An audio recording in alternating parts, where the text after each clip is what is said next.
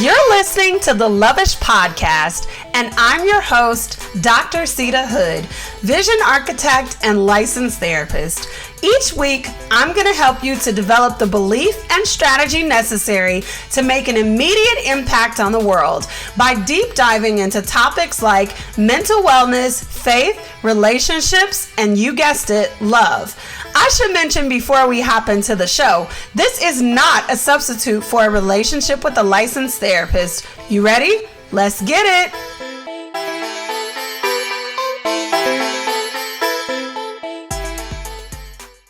Welcome back for another episode of the Lovish Podcast. I am your host, Dr. Seida Hood, vision architect and licensed therapist.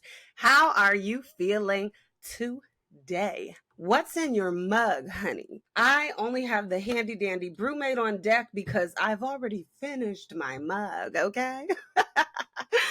It's pumpkin season. That is right. It's pumpkin season, honey. And while I'm not the type to go crazy over pumpkins and just do pumpkin everything, I do love me the pumpkin cold foam or the pumpkin sweet cream on top of the chai tea latte. That's bae, okay? For those of you that don't know, they offered that pumpkin sweet foam last year. And when you ordered it on top of a chai, heaven in a mug.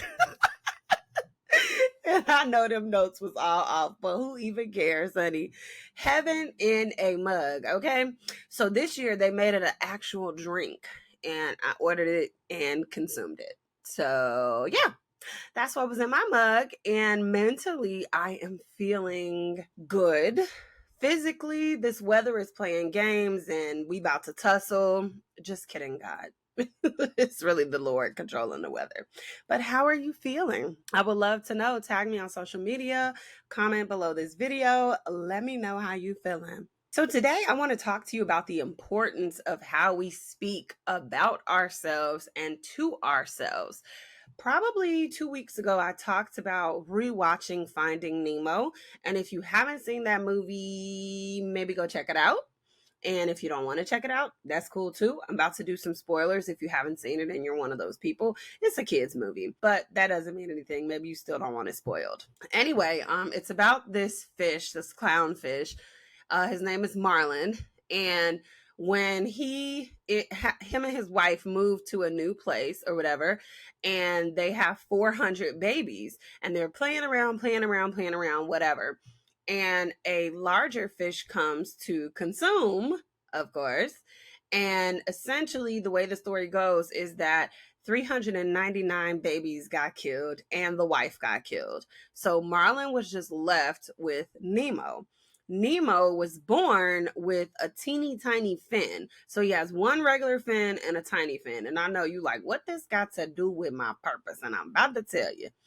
Because of the trauma that Marlin experienced, he told Nemo for all of his life, you can't swim as good as the other fish. You know you have trouble swimming. You know you can't figure that out. You know you got this special thing going on. So you can't progress as quickly as the rest of these fish can. And he held him back from school. He had him take a lot of cautionary measures. And the thing is, Marlin was speaking from a place of pain and trauma. And it got me to wondering, how often do we have people who mean us well and speak from a place of pain and trauma, try to dictate what our future should look like for us? And for a while, Nemo held on to his dad's perspective, but eventually he was like, yo, I gotta try this on my own.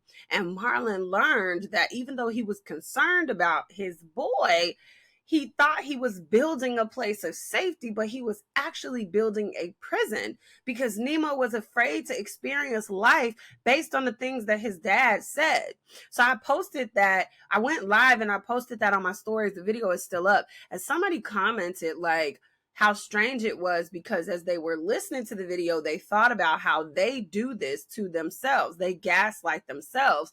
And so it got me to thinking, how often has your pain or your trauma held you back from experiencing life? I want to talk to you about word curses when we come back from this brief break. Meet me poolside in Arizona? You're tired of feeling alone and trapped in a cycle of mediocrity. You're tired of constantly juggling all the things to work in a job where you have no control over the work you do. And if one more person tells you just how easy it is to manifest your dreams, you are going to scream. You don't want to keep complaining because you know you're really blessed, but you just feel really miserable where you are and terrified to take the first step. That's why we're here.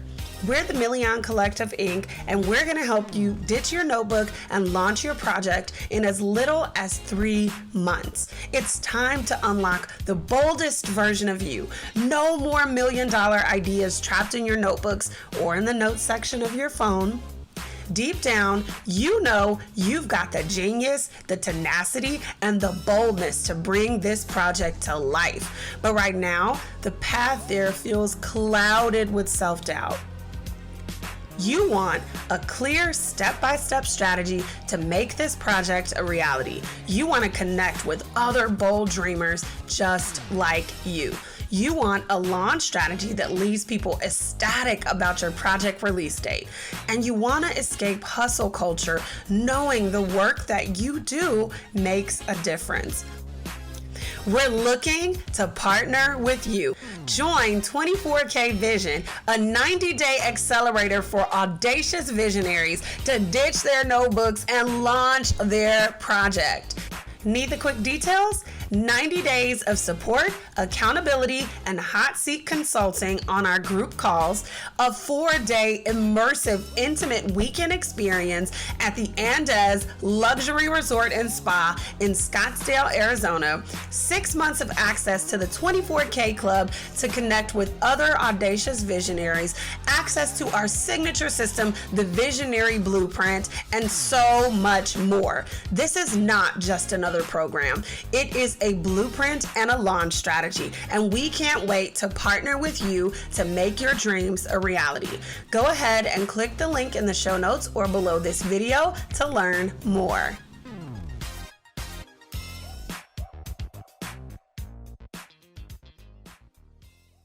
So the bottom line is, whether you believe it or not, word curses are very real and they can hold you back from experiencing your destiny. This is why before we get into the actual project work or the actual process of building out your program in 24K, this is why we have the Renovate Your Narrative Masterclass, because how you see you matters. This is why on majority of the podcast episodes, I'm always talking to you about how you are important. Your vision is important. Your life, your dreams, your goals, you have value, because you have to be able to believe that. If you don't see yourself as important, if you don't see yourself as vital, if you don't see yourself as efficient, if you don't see yourself as purpose-filled and everything else in between, then you will not behave that way. If you are constantly apologizing for who you are, what a miserable way to live. And you don't have to live that way, because you don't need to apologize for your existence. I'm sure that creates a really hard life for you. And I used to apologize a lot for a lot of little things until I came across that you don't necessarily need to apologize for life happening. And I talk to and text a lot of my friends, and they're like, oh, sorry, girl, I had to XYZ. I'll be like, there's no explanation needed with me. Literally, I don't take it personally if you take a couple hours, a day, whatever, to respond to my message, because I know life happens. So you don't have to apologize for being in the mode and just catching your breath and finding the time to get back to me. It's okay. There's a lot of stuff that we apologize for that we don't have to apologize for. And those apologies make us feel like we are less than. So the very first phrase that you could be saying that's holding you back from your abundant life: I'm just being lazy. Girl, I'm supposed to be folding that laundry, but I'm so lazy. You're speaking laziness over yourself. And this one I'm constantly talking to women about this because this is where the 4D concept comes in.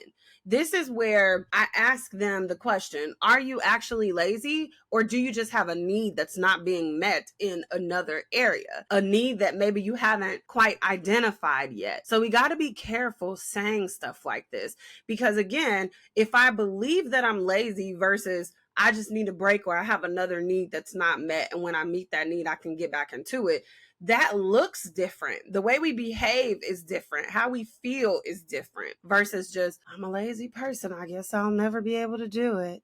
Hello, Eeyore. The second phrase, I'm never gonna get that job. Ouch. This is a mindset issue, and you can fill in a blank with whatever, right? I'm never gonna get that job. I'll never be happy. I'll never get married. I'm never whatever. Fill in the blank with whatever your big dream is. This is a mindset issue, and honestly, it is laced with hidden truths that tell us exactly how you really feel about yourself. It doesn't matter if you tell us verbally that you're confident. If you're making a statement like this, it's probably that you lack the confidence and therefore potentially even deem yourself as unworthy. Now, I know the phrase sounds small and insignificant, but again, how you speak to yourself matters. If you believe that you will never get this promotion that you're aiming for, you won't even apply for the job. If you think that it's not possible for you to live an abundant life, you won't create the space you need to start creating your abundant life. If you believe that you are destined to be stuck in the hood or in whatever situation you're in, you will never take steps to get out of that situation. This is why we have to stop and be mindful of the words that we're using. The third one, I never have time. Truth is, you have to create the time for the things that you love or the things that you want to do. It's just that simple. There is not a way to get around it. We can say like, okay, yeah, you can do all the things at the same time. No. You can do all the things, but you can't do them all at the same time. So it's not an easy path. Just like Nike says, you got to just do it. You have to just carve out the time. Maybe you carve out 15 minutes here, 30 minutes there, whatever. And you being intentional about carving out the time actually shows how serious you are about achieving your goals, because carving out this time means sacrificing some other things so that this could happen. I used to, way back when, go to the gym 6 days a week. Then I scaled back because I had other things that took more priority in my life. So I couldn't go to the gym that often. And now I'm back to physical fitness and going to the gym pretty often, right? So you have to create the time. And just because you are sacrificing something doesn't mean that it won't circle back around later on in life. Another word curse. I haven't done anything to be proud of. This one really hurts my heart when I hear women say this, because it means that we can see you, but you can't see you. You can't see how amazing you are in a particular area. And it's likely because of this other one that I'm going to say. The other word curse. I wish I was as smart as fill in the blank. I wish I was as strong as. I wish I had the same shape as fill in the blank. Comparison doesn't ever get us anywhere good. When we compare ourselves, we actually hinder ourselves from uncovering our own true identity and our own powerful God-given gifts. So I haven't done anything to be proud of usually means you're not looking in the right direction for the things you should be proud of. When people used to ask, because whenever you go to any sort of entrepreneurial space or a space where you're trying to build something, the first thing they're going to ask you, what are you passionate about? What could you talk about in your sleep? What could you do that excites you forever, etc.? And you think you have your answer, but you might not have your answer. So for a long time, I had this answer of like running retreats, doing this, doing courses, blah, blah, blah. Yeah, that's good. But then they ask you, well, what do people always compliment you on? And there I was stumped, because I was like, I don't like what people compliment me on. I don't know how to monetize that. I don't know how to do that, because they would say, oh my God, this was so amazing. How did you XYZ? Ah, that was so dope when you started that. How did you ABC? And I'm just like, they're wanting me to teach them how to do what I do. And that seems simple, right? But it wasn't until I actually dug deeper. And I'm not going to lie, years of getting out of comparison and really diving deep into that statement that I kept trying to run away from. But they're asking me, how did I do this? And I don't like it. I don't want to just do all this stuff for people. That's how I saw it. That was my perception. But my powerful gift was hidden in that perception. That is not necessarily, they are asking me, how did I do this? But they're asking for a strategy on how to birth their dreams, how to birth their vision, how to bring things to life. You said you was going to do this and then you did it. How? For me, I was like, well, I just started this. I wrote this down. I did this. And I'm teaching them how to build an individual thing. But that ain't what they was asking me for. They were asking me how to bring to life what I saw in my head. Now that I've got that, oh, baby, hello. Okay. Let's keep it moving on the episode. But point being, when you say I haven't done anything to be proud of, that's a lie. Okay. It's something that you got to be proud of that's connected to your very powerful, amazing, unique gift. And there's no need to compare that gift to somebody else's gift, because yours gonna pop and it's gonna be extra special and just as dope. Okay, Pooh, period. Okay, another word curse, and this one is so serious. I'm dead, or sending the skull and crossbone. And I know it's a joke, right? I've used it a couple of times, probably when people first started doing it, but I stopped because I'm like, why am I speaking sickness and death over myself? No, it's not until you realize, like, you start to wonder why you can't sleep at night, why you struggle with health issues, why your leg hurting you, why your knee hurt, why your back aching. You speaking death over yourself. You speaking sickness over yourself. You are putting it out there because life and death is in the power of the tongue, not the universe, not karma. Life and death is in the power of the tongue. That's biblical, babe. Okay. All right. You're putting it out there. You're speaking that thing into existence. So I don't do any jokes like that. And the final phrase that you could be saying that could be jamming you up, that I used to say myself and I had to stop saying, okay? Girl, I'm broke. Girl, I ain't got no money.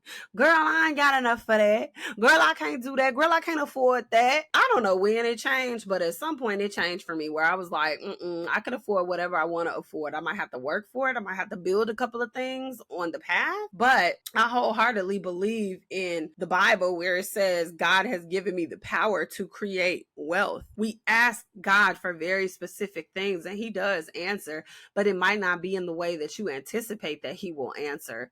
There's a sermon that Dr. Darius Daniels has on YouTube, and I don't remember which one it was, but I think it's in his exit strategy series or something, like maybe video 2 or 3.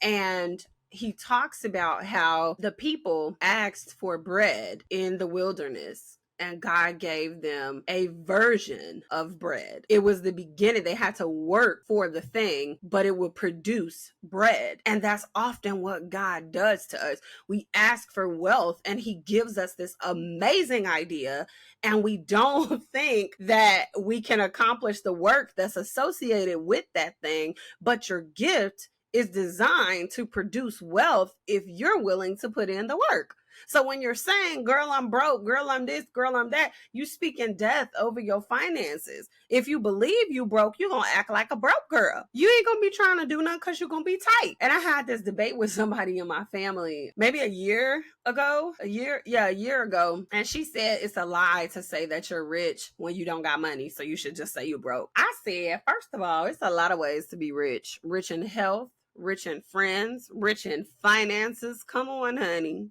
And second of all, I am already rich. My behavior has aligned with that. My thoughts have aligned with that for the past few years. And there it is, because we speak it into existence and we do the work. We put feet to our faith to do the work to see that thing come to life. Third, I speak the word over that thing. Now, let's be clear. God's timing has a whole lot to do with it. His timing is important. But if you are speaking that thing into existence, you are believing, you are serving God, you are in alignment with his will. Come on. I believe the word of God that says, again, the ability to create wealth. That in and of itself guarantees that I won't be broke because God has equipped me with ideas, honey. That's it. You'll never go broke if you got ideas. If you got it in here and you know how to make it pop to generate income. But also, he says that he supplies all of my needs. And he owns the cattle on 1,000 hills. And he owns the world. So come on now. How am I broke, honey? I'm rich.